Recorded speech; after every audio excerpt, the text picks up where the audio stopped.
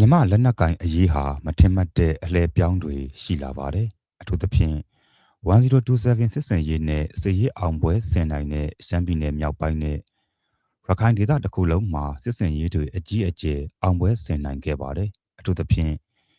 မြောက်ပိုင်းမှာမိတ်သုံးဘက်ဖြစ်တဲ့ AA TNLA နဲ့ MNDAA တို့ဟာနေဦးတော်လှန်ရေးအတွင်းကလက်နက်ကင်တော်လှန်ရေးလမ်းစဉ်ရဲ့နမူနာကောင်းတွေဖြစ်ခဲ့ပါတယ်နမူနာကောင်းလို့ပြောတဲ့နေရာမှာစစ်စင်ရေးအရာဦးစီးကုတ်ကဲမှုမှာလည်းနမူနာကောင်းဖြစ်ခဲ့ပါတယ်။စနစ်တကျနဲ့သို့သိပ်စွာကြိုတင်ပြင်ဆင်ပြီးညီညွတ်သောတပ်ပေါင်းစုအနေနဲ့လှုပ်ရှားခဲ့တဲ့စစ်ရေးနမူနာကောင်းလည်းဖြစ်ခဲ့တယ်။ဒါပြင်မဟာမိတ်စုဖွဲ့မှုရဲ့ကောင်းကျိုးကိုလည်းသိမြင်စေခဲ့ပါတယ်။စစ်ရေးကာလအတွင်းနဲ့စစ်စင်ရေးမတိုင်ခင်ကာလအတွင်းမှာမြောက်ပိုင်းမဟာသုံးဘွဲ့ရဲ့ညီညွတ်အားဟာတန်မြဖြစ်ပွဲမရှိလောက်အောင်မဟာမိတ်တီဆောက်ထားနိုင်ကြတယ်လို့ယူဆပါတယ်။ဒါပေမဲ့1027စစ်စင်ရေးကလနာသက်ကာလမှာတော့နေမြေချင်းထက်နေတဲ့ရှမ်းပြည်နယ်မြောက်ပိုင်းမှာတအောင်းနဲ့ကိုကန်းတို့ကြားအောက်ခြေမှာအချင်းချင်းအပြန်အလှန်အားပြိုင်လွန်ဆွဲမှုတချို့ဟာတိုးတိုးတိတ်တိတ်ဖြစ်ရာကနေကြဲကြဲလောင်လောင်ဖြစ်လာတဲ့အနေအထားရှိပါတယ်။မြောက်ပိုင်းမှာမိတ်သုံးဖွဲ့မှာအမျိုးသားရေးနယ်မြေအဖြစ်ထိစပ်နေတာကတော့တအောင်းနဲ့ကိုကန်းတို့ပဲဖြစ်ပါတယ်။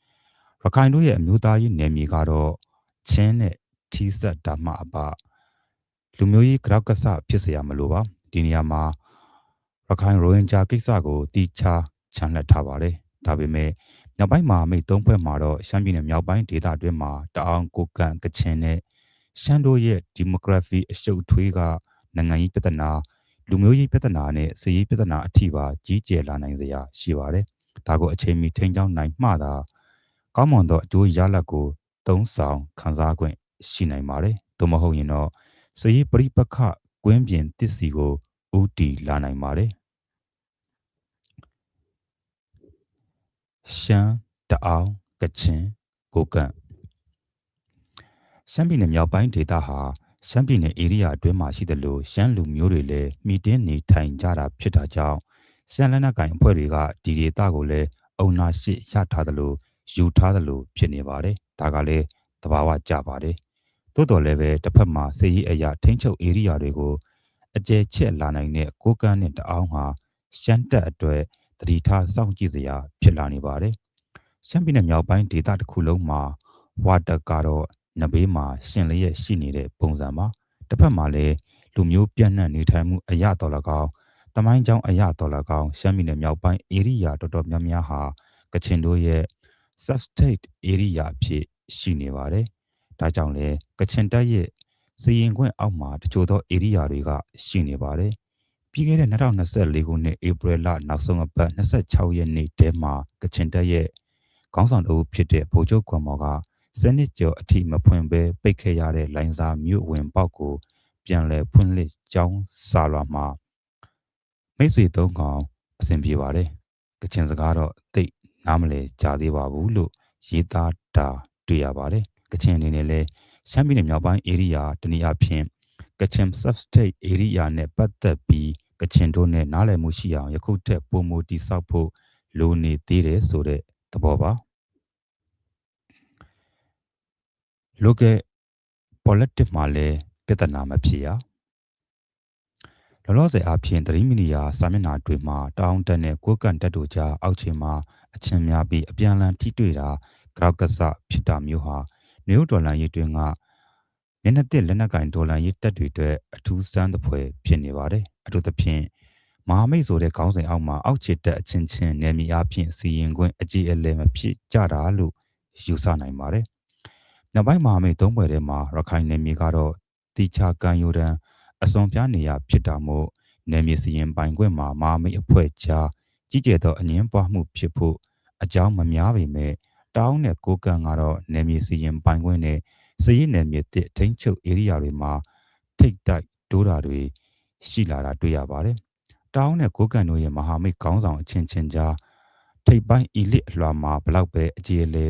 ဒဏ်ရာလောက်တွေရှိထားသည်ဖြစ်စေအောက်ခြေမှာ local politics ဆိုတာရှိနေတတ်ပါတယ်။ယခုတောင်းနဲ့ကိုကန့်ကြားမှာဖြစ်နေတဲ့တပ်ဖွဲ့ချင်းချင်းစည်ရည်ကြောက်ကဆဖြစ်မှုဟာမဟာမိတ်စုဖွဲ့မှုရဲ့ကြစ်လက်မှုဒီဂရီအနည်းအမြင့်ကိုပြသနေတာဖြစ်ပါတယ်။ရေပုံရအဖြစ် ကောက်ချက်ချရရင်စရေးအရာများပြားစွာအောင်ပွဲမဆင်နိုင်ခင်မှာပူရဲစရေးလှုပ်ရှားမှုတွေနဲ့ထိပ်ပိုင်းရောအောက်ခြေထိပါပေါင်းစည်းနိုင်ခဲ့ကြပေမဲ့စရေးအောင်မြင်ပြီးတော့နိုင်ငံရေးသဘောထားတူညီမှုအုပ်ချုပ်ရေးသဘောထားတူညီမှုမှာအချိန်မရပဲကမန်းကရန်နဲ့လှုပ်ကြရလို့အောက်ခြေအထိပူပေါင်းပါဝင်နိုင်မှုမှာချို့တဲ့ဟန်တူပါတယ်မဟာမိတ်အဆင့်မှမိတ်ဖက်အဆင့်သို့မလျှောကြစေလို့တိုင်းသားလက်နက်ကိုင်အရေးကိုပါဝင်ခဲ့ပြီးတိုင်းသားလက်နက်ကိုင်အရေးကျွမ်းကျင်သူဖြစ်တဲ့ဒေါ်လာရေးသမားဟောင်းစာရေးဆရာတယောက်ကကျွန်တော်ကိုအခုလိုပြောခဲ့ပူပါတယ်။အောက်ခြေမှာလက်နက်ကိုင်တိုက်ချင်းချင်းထိတ်တိုက်တိုးတာဟာတဘာဝဖြစ်ပြီးဒါတွေကနောင်လဲရှိမယ်။အခုလဲရှိတာတဘာဝပါပဲလို့ပြောခဲ့ပူပါတယ်။ဒီမှတ်ချက်ကိုကျွန်တော်လည်းလက်ခံပါတယ်။အထူးသဖြင့်လက်နက်ကိုင်နိုင်ငံရေးမှာနေမြေချင်းထိစပ်ရောရှက်နေတဲ့စည်ဧရိယာတွေမှာအချင်းချင်းအပြိုင်ပိုလူကြတာဟာထုံးစံပါပဲ။ဒါပေမဲ့မဟာမိတ်ဆိုတဲ့ခေါင်းစဉ်အောက်မှာကြည်ကြည်လဲလဲမဖြစ်ဘဲပိုလူတာအားပြိုင်တာ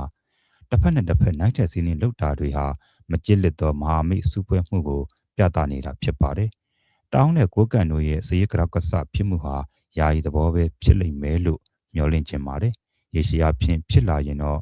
မဟာမိတ်စုဖွဲ့မှုဟာမိတ်ဖက်သဘောလောက်တာဖြစ်လာပြီးမိတ်ဖက်အဆင့်ကိုရှော့ကျသွားနိုင်ပါတယ်။တိတ်လောလို့မရ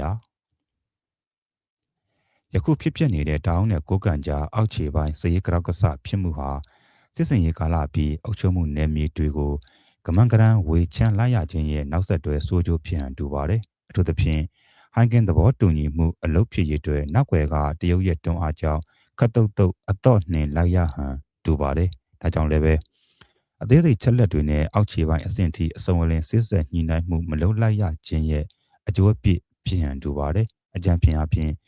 မဟာဗျူဟာပိုင်းမှာသဘောညီကြပေမဲ့နီးဗျူဟာပိုင်းနဲ့နီးနာပိုင်းမှာတော့အချိန်ကန့်သက်ကြောင်းကြည်ကြည်လဲလဲမညှိနိုင်ခဲ့ကြတာလို့တွက်ဆရပါတယ်။ဒါကိုတောင်းတနဲ့ကိုကန့်တက်ခေါင်းဆောင်တွေကတော့ကောင်းစွာနားလည်သဘောပေါက်ထားကြတယ်လို့ယူဆနိုင်ပါတယ်။ဒီလိုဆိုရင်တော့အချိန်ယူပြီးအသေးစိတ်ဆွေးနွေးညှိနှိုင်းကြတယ်ဆိုရင်ပြည်လဲနိုင်လိမ့်မယ်လို့ယူဆနိုင်ပါတယ်။ယခုရှမ်းပြည်နယ်မြောက်ပိုင်းကွတ်ခိုင်မြို့နယ်အတွင်းမှာဖြစ်တဲ့တောင်းနဲ့ကိုကန့်တက်ကြားစည်ကရောက်ကစားပြမှုဟာယာယီဖြစ်လိမ့်မယ်လို့မျှော်လင့်နိုင်ပါတယ်။ဒါပေမဲ့နောက်ွယ်ကနေတရုတ်နောက်ခံထားတဲ့ဝါတက်နဲ့နှီးနွယ်နေတဲ့ကိစ္စရက်တွေရှိတာကြောင့်ဒီကိစ္စဟာတောင်းနဲ့ကိုကန့်တို့ကြားဖြစ်တယ်လို့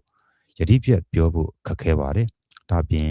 ရှမ်းနဲ့ကချင်တို့ရဲ့အခန်းကဏ္ဍကိုလည်းထည့်သွင်းတွက်ချက်ရအောင်မှာဖြစ်ပါတယ်။ရှမ်းမြောက်မှာစည်ပရိပခတ်တဲ့မဖြစ်ထွန်းရေးလူတို့ရဲ့လိုလားချက်ကတော့ရှမ်းပြည်နယ်မြောက်ပိုင်းမှာစည်ရေးပရိပခတ်တဲ့ပြန်လည်မဖြစ်ထွန်းရေးဖြစ်ပါတယ်။ရှမ်းပြည်နယ်မြောက်ပိုင်းဧရိယာအတွင်းမှာတအောင်ရှမ်းကချင်ဗမာတရုတ်ကိုကန့်နဲ့တခြားသောလူမျိုးစုငယ်တွေလည်းမှီတင်းနေထိုင်နေကြတာတွေ့ရပါတယ်။ယခုဖြစ်ပျက်နေတဲ့ကချင်တအောင်နဲ့ကိုကန့်တို့ကြားကရောက်ကဆဖြစ်မှုတွေဟာထိပ်ပိုင်းခေါင်းဆောင်ပိုင်းအီလစ်အလွှာမှာလည်းအကျေလဲဆွေးနွေးညှိနှိုင်းနိုင်ရမှာဖြစ်ပါတယ်။အောက်ခြေ local politics မှာလည်းငြိမ်းချမ်းစွာအတူရှင်တွဲနေထိုင်ရေးကိုအားပြုတည်ဆောက်နိုင်ဖို့လိုပါတယ်။ဒါပြင်1027စစ်စင်ရေးနောက်ဆက်တွဲအနေနဲ့တရုတ်ဂျားဝင်ပေးတဲ့ဟိုက်ကင်သဘောတူညီမှုဟာအောက်ခြေစင်ထိအသေးစိတ်ညှိနှိုင်းနိုင်ဖို့အချိန်လုပြီးခတ်သက်လောက်ကြရတာဖြစ်လို့အကန့်အသတ်တွေအခက်ခဲတွေနဲ့မကြေလည်မှုတွေရှိနိုင်ပါတယ်။သို့တော်လည်းပဲဘလို့ပဲအကန့်အသတ်တွေအခက်ခဲတွေမကြေလည်မှုတွေရှိထားသည်ဖြစ်စေစည်ရင်းနီးမဟုတ်သောနိုင်ငံရေးနီးစစ်ဆက်ညှိနှိုင်းရေးနီးငြိမ်းချမ်းသောနီးနဲ့ဖြည့်ရှင်းကြရင်ရှမ်းပြည်နယ်မြောက်ပိုင်းဒေသတစ်ခုလုံးဟာနေပြောဝယ်ဖြစ်သောဒေသကြီးတစ်ခုဖြစ်လာမှာဖြစ်တယ်လို့ဖွံ့ဖြိုးစီပင်ပြီးတိုးတက်တဲ့ရဝင်းကြီးတစ်ခုဖြစ်လာမှာဖြစ်ပါတယ်။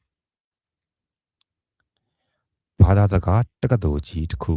ထူထောင်ဖို့1027စစ်စင်ရေးတွင်မှာတနိုင်ငံလုံးသောဒေါ်လာရေးအင်အားစုတွေရဲ့စံနမူနာကောင်းဖြစ်ခဲ့သောမြောက်ပိုင်းမဟာမိတ်၃ဘက်ဟာစစ်ရေးအလွန်တိဆောက်ရေးကာလအုပ်ချုပ်စီမံရေးကာလမှာမဟာမိတ်ဆိုတဲ့ခေါင်းစဉ်နဲ့အညီကျစ်လက်သောညီညွတ်မှုကိုပြသဖို့လိုပါတယ်။လူသဖြင့်တောင်းနဲ့ကိုကန့်တို့ကြားကြောက်ကစားဖြစ်မှုဟာ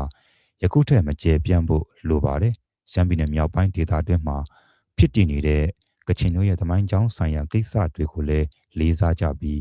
နောက်ပိုင်းမှာမိတ်၃ဖွဲ့ဟာကချင်စကားကိုပိုပြီးနားလည်အောင်လုပ်ကြဖို့လိုပါတယ်။ဒါ ဒါပြင်ရှမ်းတွေကလည်းတောင်းစကားတင်ယူတောင်းတွေကလည်းရှမ်းစကားကိုတင်ယူကချင်တွေကလည်းတောင်းစကားကို